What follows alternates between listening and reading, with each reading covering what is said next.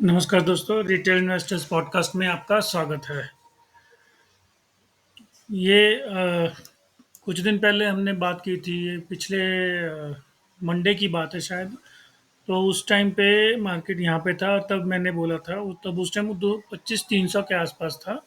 मैंने कहा था कि जैसे ही अगर 50-200 टूटेगा तो उसके बाद एक नेगेटिव मार्केट शुरू हो जाएगा और जो काफ़ी नीचे जाएगा। उस टाइम पे मैंने आपको सजेस्ट किया था कि हो सके तो अपना कॉल्स सेल करके चलें तो उसमें फ़ायदा रहेगा।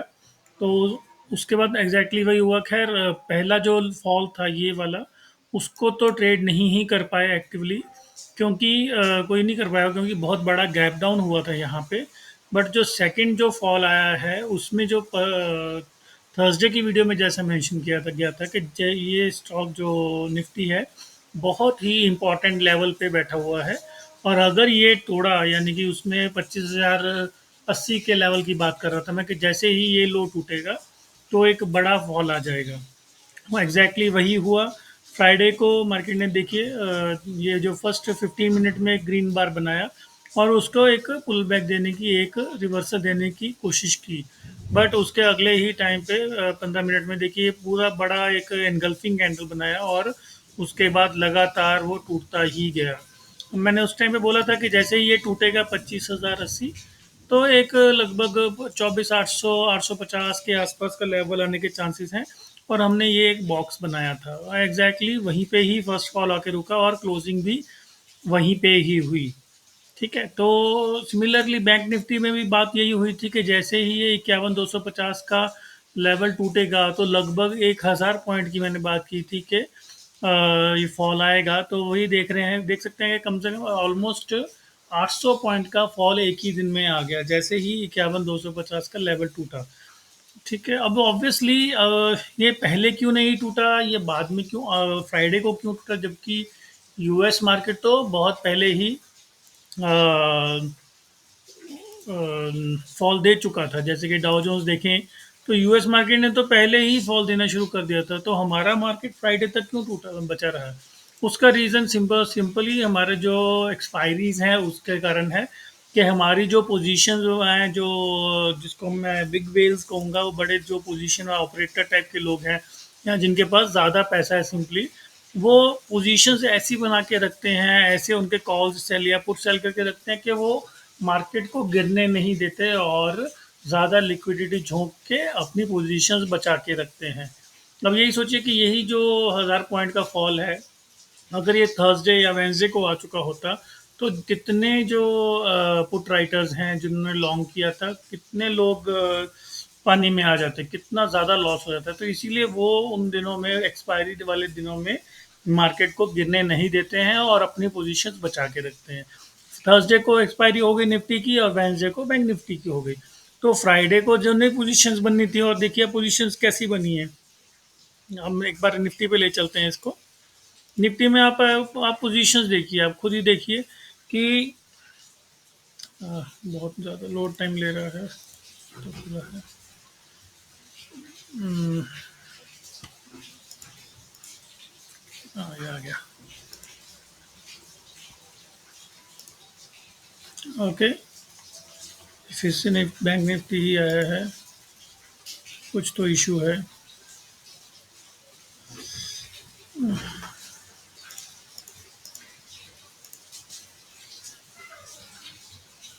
आई डोंट नो, या सॉरी फॉर द डिले। ये देखिए आप पोजीशंस कैसी बन रही है। अभी देखिए 24,900, 25,000, ये देखिए कॉल राइटिंग, देखिए कितनी ज़बरदस्त कॉल राइटिंग, कितना शॉर्ट हुआ है मार्केट।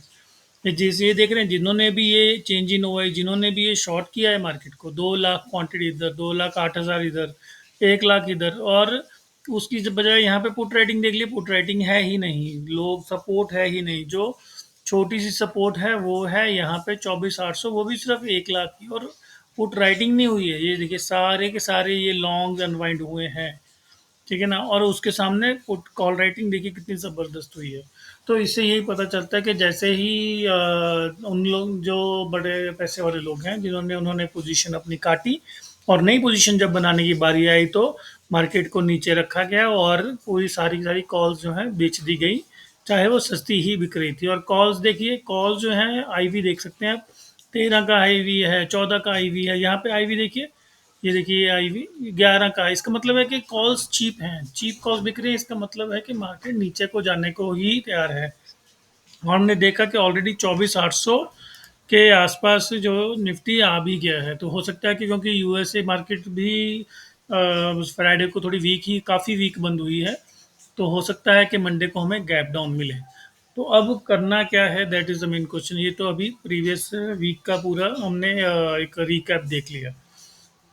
तो सबसे इम्पोर्टेंट जो अब पॉइंट ये है कि यहाँ पे एक गैप था, वो फिल हो गया है। एक बार इसको डेली टाइम फ्रेम पे लेके चलते हैं। 20 मूविंग एवरेज के आसपास ही बंद हुआ है। देखिए इतना बड़ा कुछ फॉल आया नहीं है, देखा जाए तो 300 पॉइंट का ही जो एक फॉल है, 350 पॉइंट का। तो अभी एक 20 डे मूविंग एवरेज को ही टेस्ट किया है, यहाँ पे भी ऐसे ही हुआ था, फिर उसके बाद रिवर्स हुआ। तो ये पॉसिबिलिटी है कि इसके आसपास ही मार्केट कल रहे और उसके बाद यहीं से ही बाउंस करे एक बार फिर से।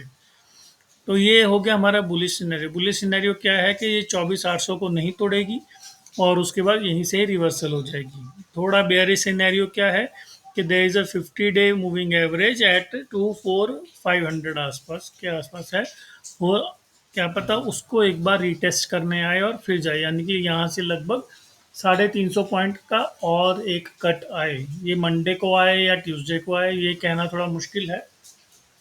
तो एक कट अगर आता है तो वहाँ पे फिर बाइंग बनाने के चांसेस ढूंढने चाहिए।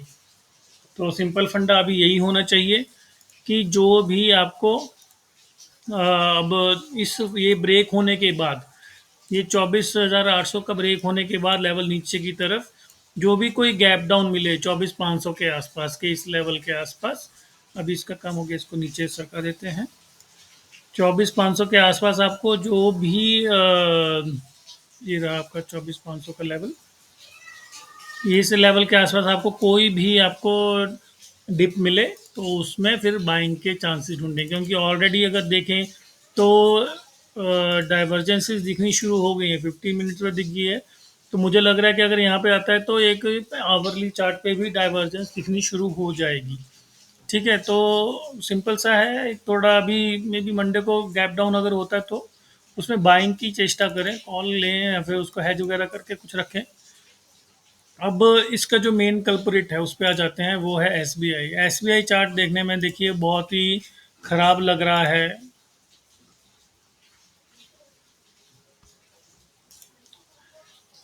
इसको कर देते हैं। एक सिंपल सी बहुत पुरानी ट्रेंड लाइन चली आ रही है, ऑलमोस्ट 3 साल 3.5 साल पुरानी ट्रेंड लाइन है। और वहाँ से एक ब्रेकआउट भी दिया था स्टॉक ने, और उस ब्रेकआउट को फिर से रीटेस्ट करने आ रहा है। देख रहे हैं, एक बार, दो बार, तीसरी बार, ये चौथी बार है। तो अगर ये रीटेस्ट सक्सेसफुल हो जाता है, क्योंकि अभी बैड न्यूज़ भी है एसबीआई में, बैंकों में, पीएसयू बैंक्स में।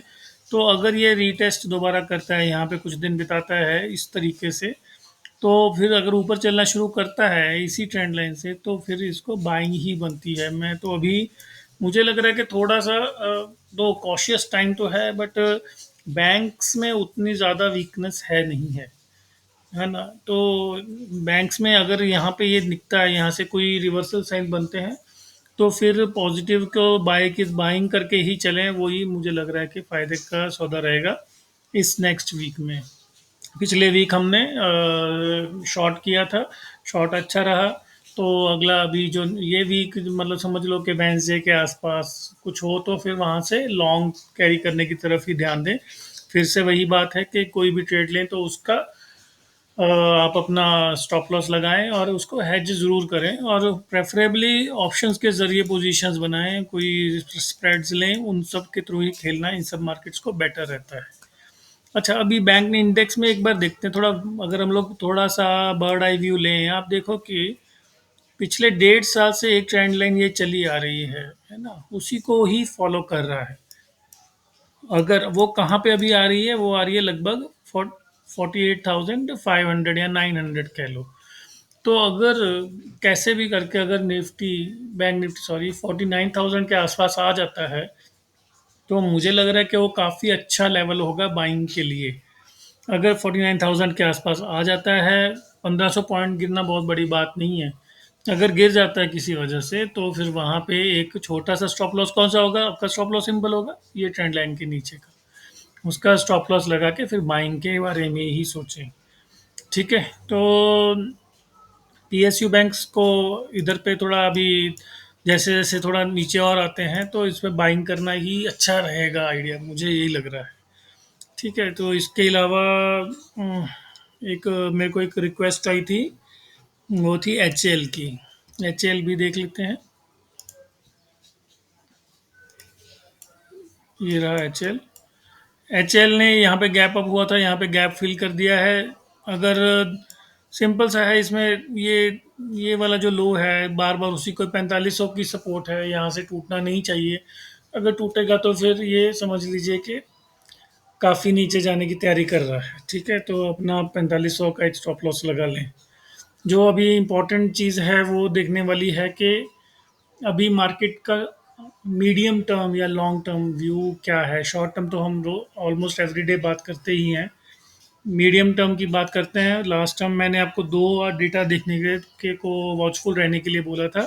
एक था यूएसए का जॉब्स डेटा जो वीक ही आया है इस बार, है ना, और दूसरा था हमारा यूएसडी जेपीवाई। ये यूएसडी जेपीवाई यहाँ पे रखा है। मैंने बोला था आपको कि भाई ध्यान रखो इस डेटा का, कि अगर ये जो लो था इसको तोड़ना शुरू करता है। ये कौन सा लो था देखिए, ये था हमारा जो फेड की सॉरी येन कैरी ट्रेड वाला जो लो था, ये वो वाला लो था। अगर इसको तोड़ के नीचे जाना शुरू करता है तो येन कैरी ट्रेड का प्रॉब्लम फिर से शुरू हो जाएगा। तो ये लग रहा है कि फिर से नीचे तोड़ने को तैयार है।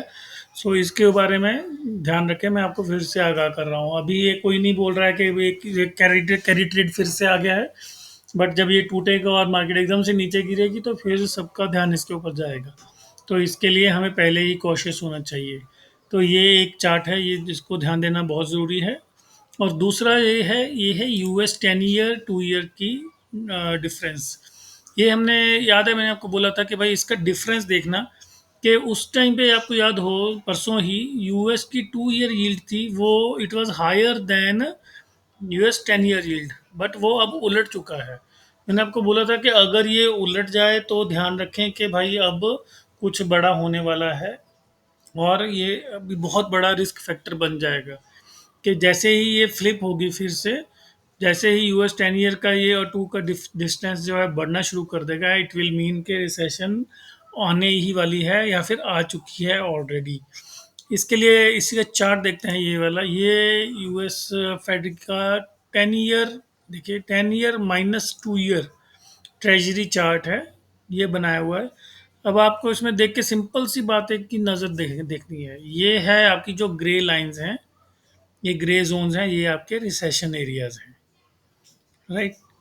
आप इसमें एक बात ध्यान रखिए कि अगर जैसे ही ये क्रॉस होती है, पहले तो नीचे जाती है, ये ज़ीरो लाइन से भी नीचे चली जाती है, ये 10-2 का रेशो इससे भी नीचे चला जाता है। नीचे जाने का मतलब हुआ 2 ईयर का जो आपका वैल्यू है वो 10 ईयर से ज़्यादा हो गया। नीचे चली जाती है, ठीक है, नीचे जाती जाती इस एरिया में चली गई। तो बट रिसेशन कब आती है, जब वो दोबारा से ऊपर जाना शुरू करती है। देखिए ग्रे एरिया जो है वो कब शुरू हुए, जब वो री इन्वर्ट कर गई और अन इन्वर्ट कर गई, यानी कि 10 ईयर का वैल्यू 2 ईयर से फिर से ज़्यादा हो गया, उस टाइम पे ही रिसेशंस आती हैं। अब देख लीजिए यहाँ पे 80, ये 1920 से ही चला आ रहा है, ये अभी का नहीं है, 1920 से ही चला आ रहा है चार्ट, जबकि हमारे पास 1980 से ही मौजूद है। ये देखिए नीचे चली आ रही थी, नीचे गई, उसके बाद ऊपर गया और रिसेशन शुरू हो गया। ये यूएसए की फेमस डबल डिप रिसेशन थी 1980s की। उसके बाद 1990s में भी वही हुआ, 1990s में रिसेशन आई, राइट। उसके बाद 2000 का famous dot com bubble crash, ये देखिए नीचे गया, इन्वर्ट हुई, उसके बाद फिर से जब अन इन्वर्ट हुई तो यूएस की मार्केट ऑलमोस्ट 50% गिर गई। ये सिमिलरली 2008 में भी वही हुआ, और उसके बाद ये रिसेंटली कोरोना के टाइम पे भी वही हुआ। नीचे गई, यहाँ पे तो बहुत ही थोड़ी देर के लिए डिप हुई और जैसे ही ऊपर है तुरंत के तुरंत फिर वो रिसेशन आ गई, देख रहे हो। तो कितनी बार ऐसा ही हो गया है। हाँ, इसमें फॉल्स सिग्नल भी आते हैं, ऐसी बात नहीं, जैसे यहाँ पे फॉल्स सिग्नल आया, है ना? यहाँ पे फॉल्स सिग्नल आया। तो फॉल्स सिग्नल बचने का मतलब एक ही है कि वो परसिस्टेंटली ऊपर रहे। ऐसे ना हो कि ये ऐसा ऊपर गई, फिर नीचे आ गई। जैसे मान लो कि अभी ये ऊपर गई है, 1 महीने बाद फिर से नीचे आ गई है। ठीक है ना? अभी जैसे जानते हैं कि आप 10 दिन में ये यूएस का डेटा भी आने वाला है, यूएस का रेट रेट हाइक आने वाला है। सपोज़ कि वो रेट हाइक हो जो ना हो, जो भी हो, अगर उसके बाद ये फिर से नीचे हो जाए तो it will be considered as a fake signal obviously. वो कुछ ऐसा बन जाएगा। जब परसिस्टेंटली लाइक 1 महीना, 2 महीने, 3 महीने ऊपर रहेगी ये ज़ीरो से लेवल के ऊपर, जैसे आज हुई है, ये अभी सितंबर में हुई है, तो समझ लें कि दिसंबर तक ये ऊपर ही रहता है। ये जो ये इसका कर्व है, ये इसका जो ग्राफ है वो ऐसा बनना शुरू हो जाता है, then it will be considered कि हाँ भाई ये फेक सिग्नल नहीं है, और उसमें तब अपने को मार्केट से एग्जिट लेने के बारे में फर्मली सोचना चाहिए। ठीक है? ये आप बिल्कुल ध्यान रखें। ये आप देख रहे हो 10 आउट ऑफ 10 ये सिग्नल वर्क करता है, हमेशा ही वर्क करता है, और ये फिर से ट्रिगर हो गया है। ठीक है ना? ये इसको मैं गॉड इंडिकेटर, कैसे बहुत सारे लोग इसको गॉड इंडिकेटर कहते हैं, कि ये अब ट्रिगर हो गया है। तो ये ट्रिगर होने का मतलब है कि अभी recession is with in 6 months. ठीक है? तो अभी खैर शॉर्ट टर्म के बारे में तो हमने बात कर ही ली है। ठीक है? डॉलर इंडेक्स ने बहुत कुछ ज़्यादा किया नहीं है अभी तक, ठीक चल रहा है, वो अपना सपोर्ट लेके ऊपर जा रहा है। बॉन्ड यील्ड्स इस टाइम पे और यूएसडी जेपीवाई, ये दोनों बहुत इंपॉर्टेंट हैं। इन तीनों चीज़ों को आप प्लीज़ ध्यान में रखें। Trading, investment, not only trading, ये इन्वेस्टमेंट के लिए भी बहुत ज़रूरी है, क्योंकि जो आपका स्मॉल कैप है ये अभी 18,000 चल रहा है, ये कब 13,000 हो जाएगा पता भी नहीं चलेगा। राइट? और ये 13,000 हो जाना कोई बड़ी बात नहीं है। ये कितना हुआ, 5,000 पॉइंट ही तो हुआ नीचे। तो 18,000 का 13,000 कब हो जाएगा पता भी नहीं चलेगा। ठीक है? तो इसके लिए आप अपना ट्रेडिंग के लिए कोई भी ट्रेड लें तो हेजेस लगे के चलें, और इन्वेस्टमेंट के लिए आपको मैंने बता दिया कि आपको क्या क्या देखना है। इस वीडियो को शेयर एंड लाइक करें और चैनल सब्सक्राइब करें। अगर कोई क्वेश्चन है तो आप कमेंट सेक्शन में ज़रूर डालें। Thank you very much.